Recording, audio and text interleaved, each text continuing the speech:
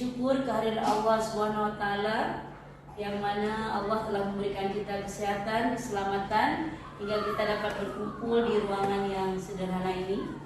Selawat beriring salam ke pangkuan Nabi besar Muhammad sallallahu alaihi wasallam yang mana telah membawa kita dari alam jahiliyah ke alam Islamiyah, dari alam kebodohan ke alam yang berilmu pengetahuan seperti sekarang ini.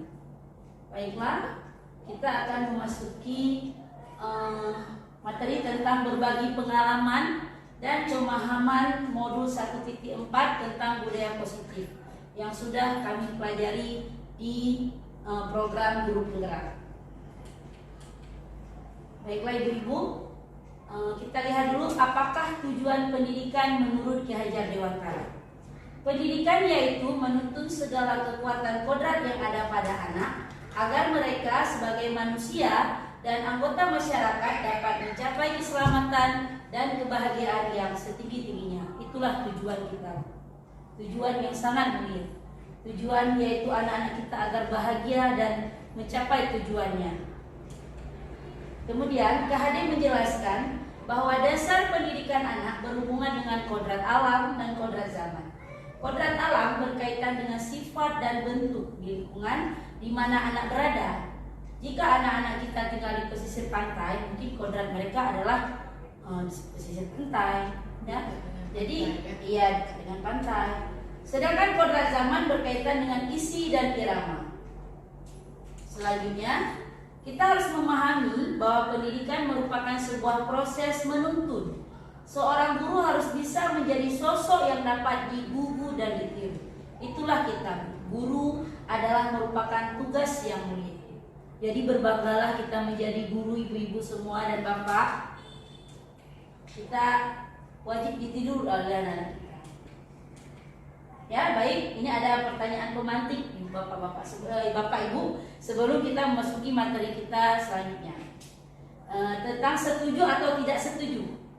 Di sini coba kita lihat yang pertama ada hukuman dapat mendisiplinkan anak. Bagaimana ibu-ibu, bapak setuju atau tidak setuju? Tidak setuju. Tidak setuju ya, hukuman dapat mendisiplinkan anak. Kenapa tidak setuju, Bu Ida? Karena dalam poin nomor 1 hukuman dapat mendisiplinkan anak itu jelas saya tidak setuju. Karena kalau kita beri hukuman kepada peserta didik, artinya peserta didik itu akan merasa jerah yang kita beri hukuman untuk anak didik tersebut, dan anak didik tersebut bisa dendam kepada kita. Oh iya, bagus sekali. Ya benar tidak. Jadi kalau kita memberikan hukuman kepada anak-anak itu, menurut kita memberikan jerah kepada anak-anak itu. Tetapi sebenarnya kebalikannya adalah anak-anak tersebut akan merasa mendendam kepada kita dan akan suatu saat akan memberontak, ya kan? Jadi berarti tidak setuju hukuman dapat mendisiplinkan anak, itu tidak setuju. Yang kedua, pemberian hukuman dengan hal positif seperti membaca atau membersihkan halaman sekolah dapat meningkatkan disiplin anak. Setuju atau tidak setuju?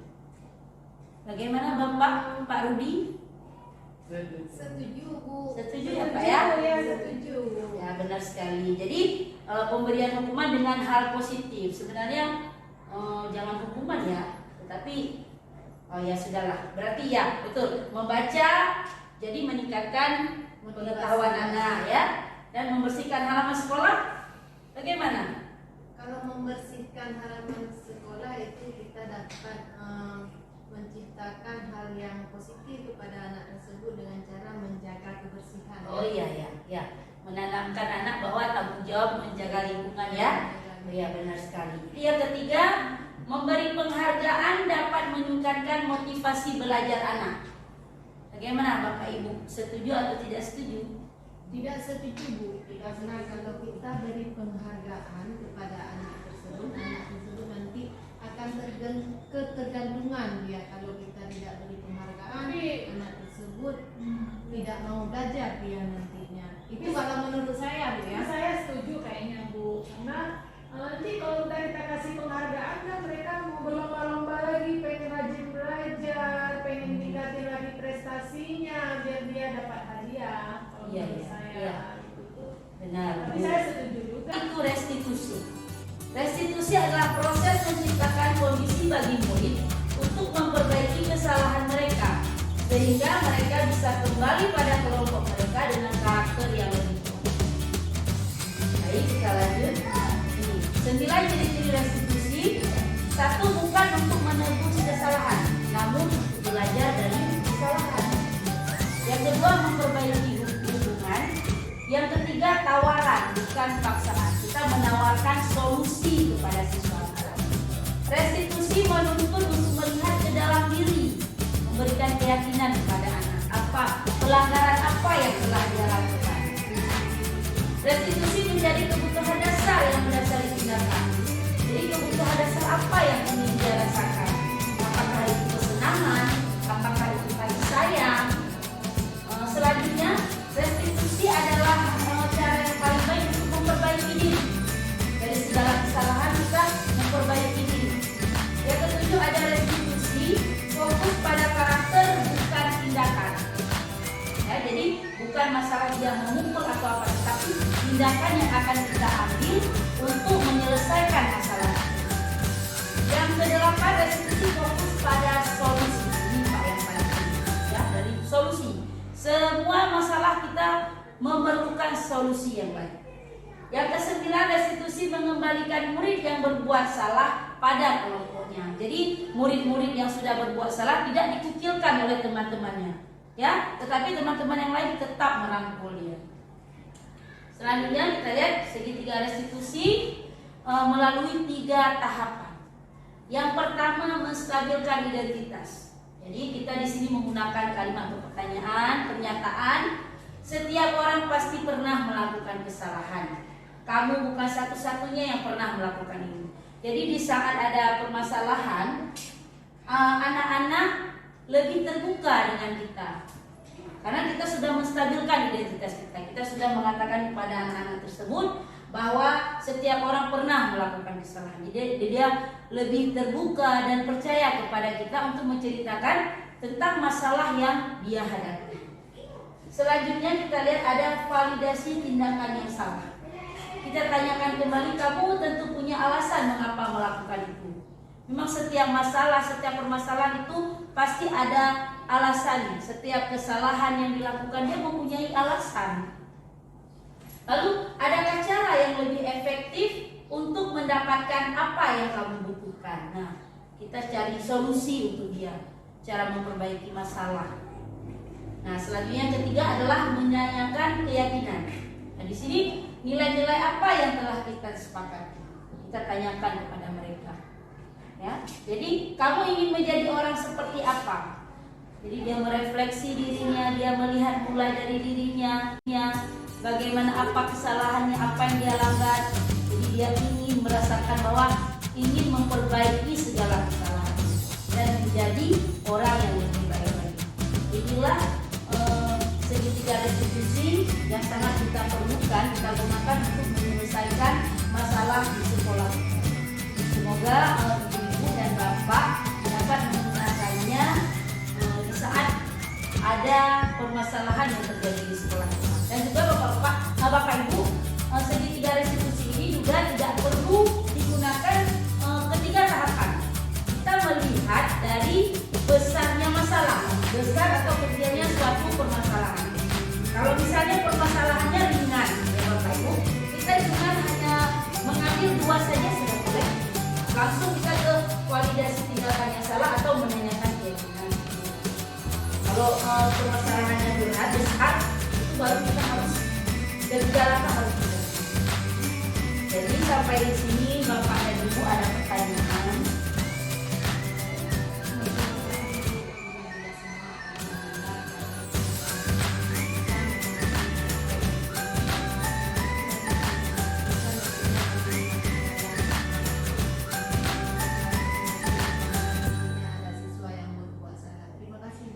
Ya, terima kasih juga Wida. Alhamdulillah berarti kita nanti sama-sama secara berkolaborasi, kita saling bertanya jawab atau mencari solusi. Kita melihat tentang segitiga restitusi agar kita bisa terapkan di sekolah kita untuk menyelesaikan segala masalah yang ada. Namun kita berdoa juga ibu-ibu ya, tidak ada masalah di sekolah kita, supaya anak-anak kita aman, nyaman sekolah ya. Mari kita ciptakan budaya positif yang baik di sekolah kita, di SD Negeri Langgo tercinta. Terima kasih ibu-ibu semua. Cukup sekian pemaparan dari kebersihan kelas ataupun sekolah. Nah, dari sini anak-anak ibu, ini adalah kalimat positifnya dari peraturan yang telah kalian buat. Ada lagi yang tukang tanggung jawab, membuat PR. Membuat PR. Apa itu? Jangan lupa membuat PR. PR itu untuk siapa? Sudah, tanggung jawab siapa? Berarti di sini masuk ke tanggung jawab. Nah, inilah hal-hal kalimat positif yang akan kita gunakan nantinya dalam keyakinan kelas. Jadi hanya ini, tidak ada lagi kata-kata yang jangan buang sampah sembarangan, tapi kita langsung mengingat menjaga kebersihan. Berarti menjaga kebersihan itu tugas kita, tugas seluruh warga sekolah agar sekolah kita bersih. Kita tidak buat PR. Siapa ya yang bertanggung jawab nantinya? Kita juga. Berarti kita harus membuat PR. Disiplin waktu. Kalau kita sering terlambat ke sekolah, bagaimana? Apakah itu disiplin waktu? Ya, tidak disiplin waktu. Jadi kita melihat ini di sini kayak minat disiplin waktu. Berarti kita ingat kita harus disiplin waktu. Tidak boleh terlambat datang ke sekolah. Tapi tidak diungkapkan, tidak ditulis lagi jangan terlambat ke sekolah. Hanya disiplin waktu. Ya, jujur dalam bertindak. Kita selalu tindakan kita harus dalam keadaan jujur, ya kan? Itu juga merupakan apa namanya? Yang tablik fatanah apa itu?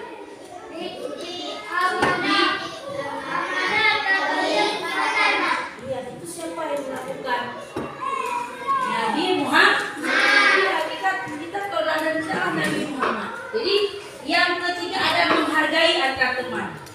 Di sini jangan sampai jangan berkelahi, tetapi tetap berkelahi. Jangan mengganggu teman, tapi tetap mengganggu teman.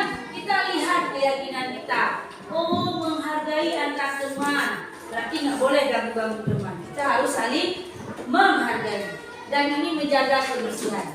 Nah, beginilah, ini adalah keyakinan kelas kita yang harus sama-sama kita yakini bersama. Kita patuhi, kita gunakan dalam kehidupan penerapan di sekolah. Ya, jadi tidak ada kata paksaan. Jangan. Ya kan, anak-anak itu kalau mendengar kata-kata itu bagaimana? Pasti selalu yang dibuat jangan pasti dilanggar. Coba lihat selalu di sekolah. Banyak nggak masih yang terlambat di sekolah?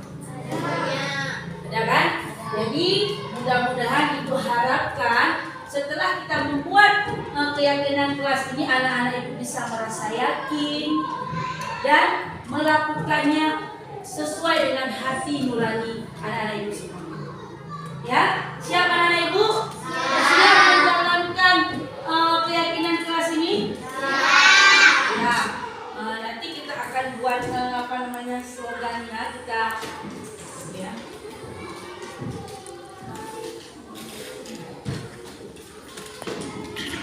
Sekarang kita akan menuliskan keyakinan kelas kita di sini. Di sini bisa nggak dilihat semua? Mudah nggak dilihat? Ya. Jadi setiap masuk ke kelas kita langsung melihat keyakinan kelas kita. Jadi kita teringat ya. Yang pertama, ayo apa sebutkan? Keyakinan kelas kita apa nak? Disiplin waktu. Oke, disiplin waktu. Apa lagi? Iya, jujur dalam bertindak.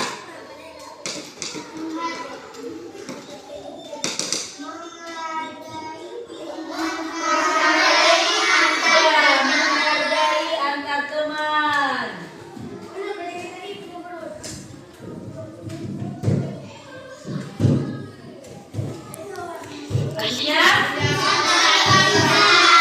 Menjaga kebersihan.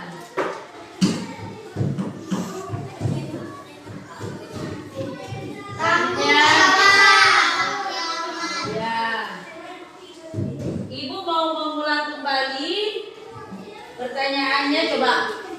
Kemana dia masuk? Keyakinan mana yang masuk ke situ ya? Udah.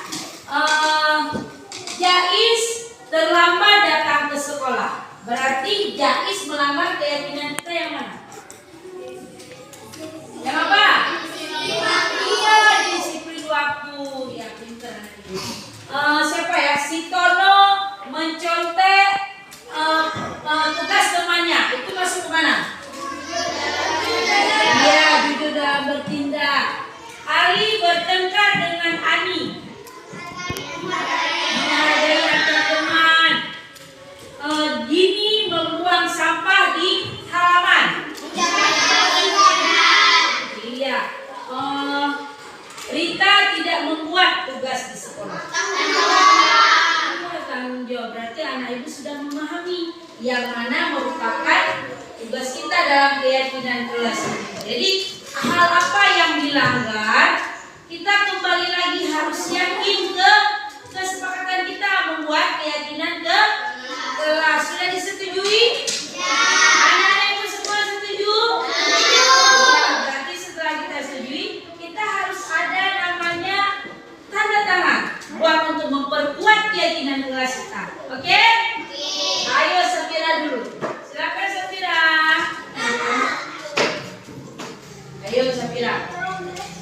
Tekan aja. Ya, ayo. Ini.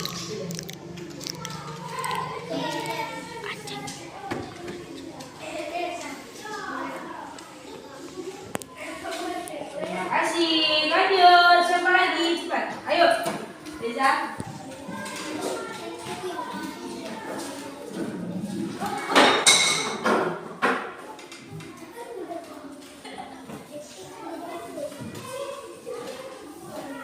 Ayo semuanya, siapa lagi? Ayo Ariel.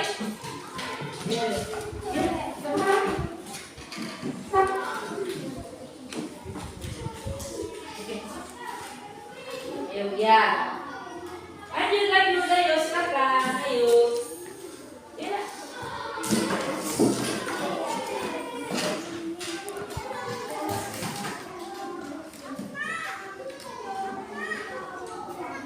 Lanjut, siapa lagi? Ayo.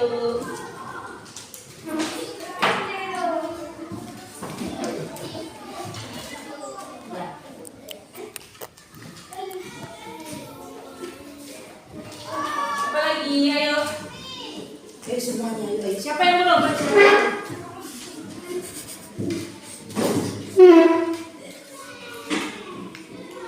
Nah, siapa lagi?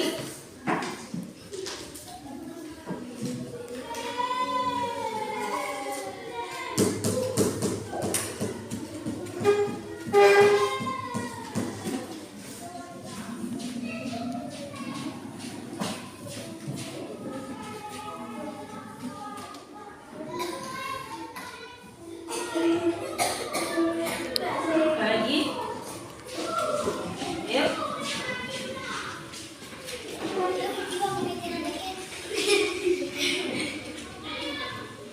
Salwa.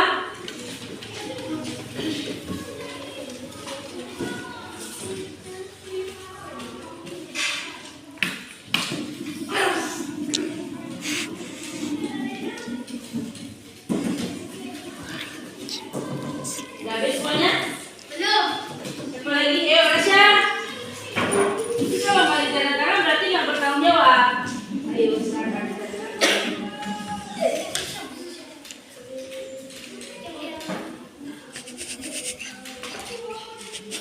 Siapa lagi?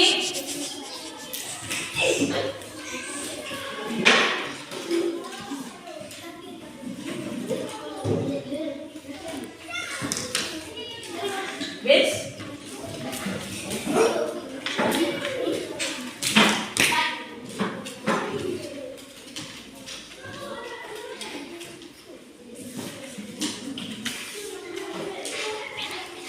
Baik, terima kasih anak-anak ibu semuanya.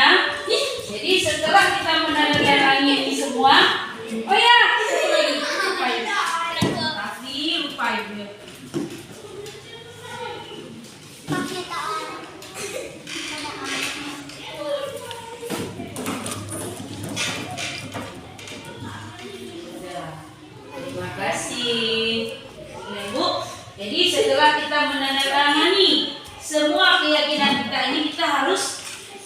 berjanji akan melaksanakannya dengan baik, ya.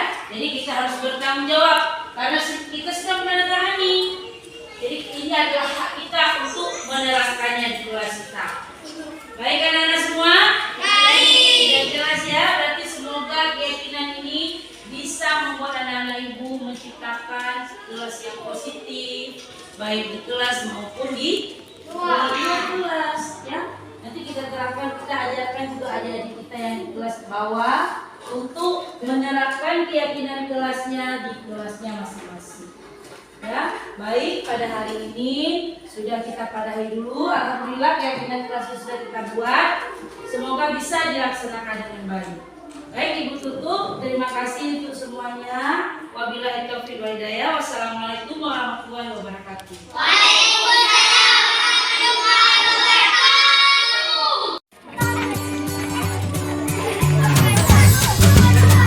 Ayo dicabut rumputnya.